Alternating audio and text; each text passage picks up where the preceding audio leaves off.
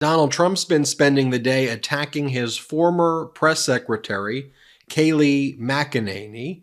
Doesn't like what she's saying on Fox, so the malignant, unhinged narcissist needs to comment on that. Here's Donald Trump's post. He goes, "I don't need any advice from Rhino Kayleigh McEnany on Fox. Just had a giant victory over a badly failing candidate, Bird Brain. And she's telling me what I can do better? Save your advice for Nikki." Donald Trump attacking his own press secretary, former press secretary, calling her a rhino. By the way, this is what Kayleigh McEnany said on Fox, which triggered Donald Trump to respond that way. Play this clip. Here's why I say this. This was actually a fairly good night for Joe Biden. When you look at our voter analysis, only 10% said, I would not vote for Joe Biden if he's the nominee. He won a plurality of voters who said he was too old. He won a majority of voters who are upset about the Gaza war. So the divides in the Democrat Party, and this is a small sample size, but perhaps aren't as stark as one would think. But when you look at the Republican Party, 7 in 10 Nikki Haley voters said, I would not vote for Trump. There was a Des Moines Register poll, 43% said, no, I wouldn't vote for Trump. If I'm Trump, I sit back and I exclusively focus on the general election. I take the posture of a presumptive nominee. I focus on number one, uniting the party, and number two, winning the independents, which Nikki Haley won 55 to 39%. That's what I would do. Nikki Haley, I mean, the closest margin is 30% in the states ahead. For all intents and purposes, he's the presumptive nominee. You know, in the 20... And by the way, this wasn't the first time that Kayleigh McEnany has been attacked by Donald Trump. He previously called her milquetoast, Kayleigh milquetoast. McEnany gave wrong poll numbers. Rhinos and globalists can have her. Fox News should use only real stars. Again, this is the type of language that Donald Trump uses to talk about people who work for him or worked for him and who are still fairly loyal to him, who shouldn't be. That's how he treats them. So then after being attacked, Kayleigh McEnany went on Fox, and in a other panel, she basically was trying to say, well, you can't compare Trump's age to Biden's age. And to his credit, you know, there was someone on this panel who was like, actually, you've got Donald Trump out there showing real serious cognitive decline. So this was on Fox, but you see how Kayleigh McEnany had to like respond to appease Donald Trump. Here, play this clip. We're going to have a replay of what we saw in 2020. And there's a lot of concerns actually that I've seen now recently with Donald Trump on the stuff. You cannot right? compare the two. Absolutely, we can. You know, last night he said he won New Hampshire in the general election. He lost it to Hillary Clinton. Lost it to Joe Biden by 7 points. You right? cannot compare the two. Haley, he mixed up Nikki Haley. He mixed up Nikki Haley and Nancy Pelosi for minutes on end in his speech and came back to it. So there are a lot of verbal miscues. There's a lot of gaffes between these two men. Two-thirds of the American people think that President Biden is too old. They do not say that about Donald Trump. So you can say this, you can make this argument, you can spew the DNC talking points. It's not as high as Joe Biden, but a majority of people feel the same way about Donald Trump. Can I just point out? Speaking of Fox, then you had New Hampshire Governor Sununu, who's just talking about how Fox's coverage, how they just want to kind of give Donald Trump a coronation and how it's pretty much just all propaganda for Trump. And you'll just see, as Aaron Rupert says, a hit dog will holler. And all of these hosts on the morning show, you'll hear what they say. Here, play this clip. Wouldn't it be nice if we actually had a Fox debate where the president actually had to get on the stage and answer questions, right? The fact that you guys want to coronate him before he's even stepped on a debate. Well, you know what? That's not fair. That's not fair. You can't say that we're coronating. No, a coronation's a royal family. Okay, Ronna McDaniel. How about Ronna? Let's call the elitists in Washington, the political establishment, want to coronate him. They don't want to have a debate. Yeah. Listen, there's no debate. We had a great time in New Hampshire, Governor. Thank you very much. This has been a ball. Thanks. And by the way, when Governor Sununu, again, Republican governor from New Hampshire, gave an interview on Fox, you had Harris Faulkner, this was from last week, told him no name calling. We don't do name calling here, because he was calling Donald Trump a coward.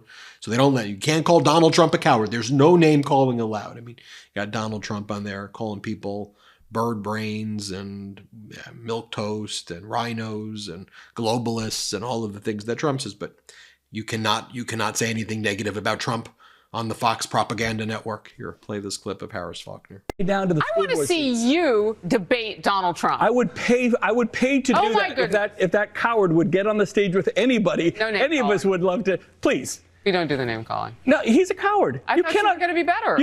You cannot say you're in a presidential campaign, but be too afraid to get on the debate stage and defend him. You could kind of just compare that. This is when Governor Chris Sununu went on CNN and he talked about just Donald Trump's a loser over and over and over again. He's just a loser. Play this clip.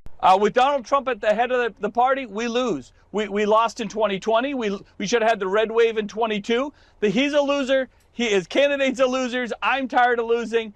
He doesn't bring the right brand, if you will, to the table, and he doesn't galvanize the party or the country together. So naturally, Donald Trump responds and has to attack Governor Sununu as well as the governor of Iowa, who endorsed DeSantis, and Sununu endorsed Nikki Haley.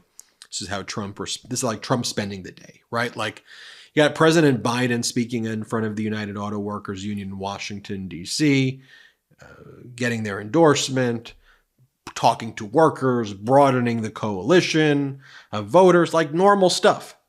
And then you've got Donald Trump spending the day attacking Republican governors, attacking his former press secretary, who just spews propaganda for him every day, but she's not obedient enough. She's not loyal enough. Here's what Trump says. I have now beaten the once very popular sitting governor of Iowa and the once fairly popular sitting governor of New Hampshire, and now both are extremely unpopular within their states and within the Republican Party. By the way, as I've said before, and let me just say it again, the Republican Party's dead. Okay, it's just MAGA at this point. And I get that there's some tribal allegiance, I suppose. I don't understand it, but that some people have where they grew up a Republican, so they think they have to support it. But Trump isn't a Republican. Trump is a MAGA Trumper. It's the party of a cult. It's the party of Trump, and it's important that that be recognized. Here's David Rothkopf, who goes, looking at the data from New Hampshire that Steve Kornacki's talking about, and Kornacki says, we've never seen a gap between independent vote and the Republican vote in a New Hampshire GOP primary like we saw last night. Trump won Republicans by 49. Haley took independents by 22. A swing of 71 points. Previous high was 40. And Rothkopf goes, very ominous sign for Trump in the general. Even if New Hampshire is not exactly a perfect analog to the rest of America, lose the independents, Trump loses the election. And see, the thing is, he has already lost them. Why? They don't like things like this. They don't like when Donald Trump is spending the day holding up mugshot photos of himself and signing mugshots with weird kind of cult caps. Like they don't want to see that right there. Also, this is new from Jake Sherman on the Hill, talking about how Mitch McConnell told a closed meeting of the Senate Republicans Wednesday that the politics of the border now has flipped for Republicans and cast doubt on linking Ukraine and the border. Quote, when we started this, the border united us and Ukraine divided us. The politics on this have changed, McConnell then told his GOP colleagues. This is all about Trump. McConnell referred to Trump as the nominee and noted that the former president wants to run his 2024 campaign centered on immigration, and the GOP leader said, quote, we don't want to do anything to undermine him, so we are in a quandary, meaning that Donald Trump has ordered MAGA Mike Johnson to kill any border deal. When President Biden's trying to address the border, the MAGA Republicans want to create conflict, controversy at the border so they could whine and complain about it. And here's the post where Donald Trump orders MAGA Mike to not take action on the border and to have the courage not to do anything on the border, where Democrats are trying to come up with a solution. And now MAGA Republicans want to both screw over Ukraine and the border to help Donald Trump. And yet they call themselves Republicans. I call that behavior traitorous and treasonous. Finally, let me leave you with Anthony Scaramucci, who was there for 10 days as a press secretary for Donald Trump. We started with Kayleigh McEnany on this video at least, but I'll show you right here Anthony Scaramucci, what he had to say. Play the clip. So is your read on the race that it's effectively over, that Trump is inevitable now as the nominee? I think barring a big case, barring the insurrection case where he's got Mark Meadows as the chief witness for the government, barring the documents case, where you and I both know when after those documents went missing, we've also lost some of our human intelligence agents on the ground. I think somebody has to answer for that. But assuming Mr. Trump doesn't have to answer to either of those two things, I think it's very likely he becomes the nominee, and then it's a redo of 2020. And, my prediction in that case is that President Biden, will beat Donald Trump like he did in 2020. I don't see Mr. Trump growing his market either. And I don't see people that didn't vote for Donald Trump last time voting for him this time. And that will give a handy lead to President Biden.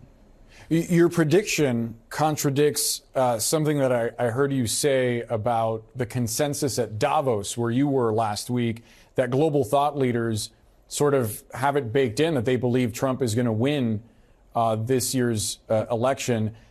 How do you square those two? Why are they wrong?